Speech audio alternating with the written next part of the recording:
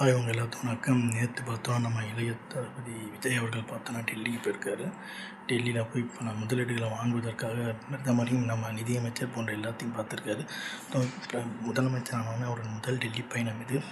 So பிரதமர் மோடி அவர்கிட்ட அவர் என்னென்ன குறிக்க வச்சுருக்காருன்னா, மேகதாது அணை கட்டுவதை வந்து தடுக்கணும், நீங்கள் அனுமதி கொடுக்கக்கூடாது, தமிழ்நாட்டுக்கு நிதி அதிகமாக கொடுக்கணும், தமிழ் தாய் வந்து முதல்ல பாடப்பட அனுமதி வேணும், இது மாதிரியான கோரிக்கைகளை வச்சு ஒரு இது கொடுத்துருக்காரு. இதில் பார்த்தோன்னா பிஎம்ஸ்ரீ, அதாவது தமிழர்கள் வந்து இருமொழி கொள்கையில் வந்து உயிராக இருக்கிறாங்க.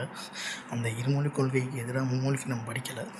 இருமொழி கொள்கையால் நம்ம அடைஞ்ச நன்மைகள் நிறையா, அதை பற்றி நம்ம சொல்லணும்னு அவசியங்கிற பல யூடியூப்லேயே பேச்சு பார்த்துருப்பீங்க. ஆனால் அந்த பிஎம்சி சட்டத்தில் நாங்கள் சேர மாட்டோன்ற அந்த ஒரு இதுவை வந்து அந்த லிஸ்ட்டில் கிடையாது. ஸோ இதனால் தமிழ்நாட்டின் மும்மொழி கொள்கை வரப்போதான்றது அந்த ஒரு கேள்வி எழுந்துட்டுருக்குது. இதுக்கு பின்னால் என்னென்னா பல அரசியல் இருக்குது. இதை ராஜ்மோகன் ஏன் நம்ம பள்ளிக்கல்வித்துறை அமைச்சர் ஆக்குனாங்கிறதுக்கு பின்னாடி ஒரு அரசியல் இருக்குது. ஏன்னா அவர் பார்த்தீங்கன்னா எக்மோரில் ஒரு பட்டியலத்தை சார்ந்த ஒரு தொகுதியில் ஜெயிச்சு வந்திருக்கார்.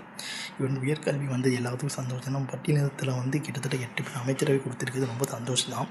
ஆனால் இப்போ திமுக வந்து இவருக்கு எதிராக, அதாவது ராஜ்மோகன் அவர் மும்மொழிக்கு பிஎம்சி சைன் போட்டானா இவருக்கு எதிராக போராட்டம் பண்ணால் இவர் வந்து திசை திருப்பாங்க. அதாவது ஒரு பட்டியலத்தை சார்ந்தவன் என்பதால் என்னை வந்து எதிர்க்கிறாங்கன்னு சொல்லி ஒரு பிம்பத்தை உருவாக்குவதற்கு பிஎம்சி ஒரு காலத்தில் கையெழுத்திட்டால் இது நடப்பதற்கு வாய்ப்புகள் இருக்குது.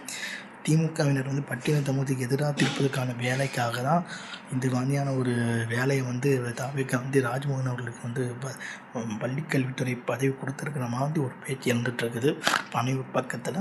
ஸோ அரசியல் வல்லுநர் கருத்தும் அதுவாக தான் இருக்குது.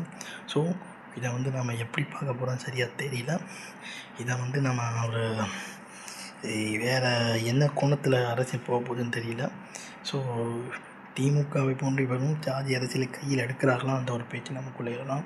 தமிழ்நாடு அரசியல் களம் எப்படி போக போகுதுன்னு நம்ம பொறுமையாக வந்து பார்த்தான்னு சொல்லி என் வீடியோ முடிச்சுக்கிறேன். உங்கள் கொஞ்சம் பெறுவது திருப்பதி முத்து பிரகாஷ். பை பாய்.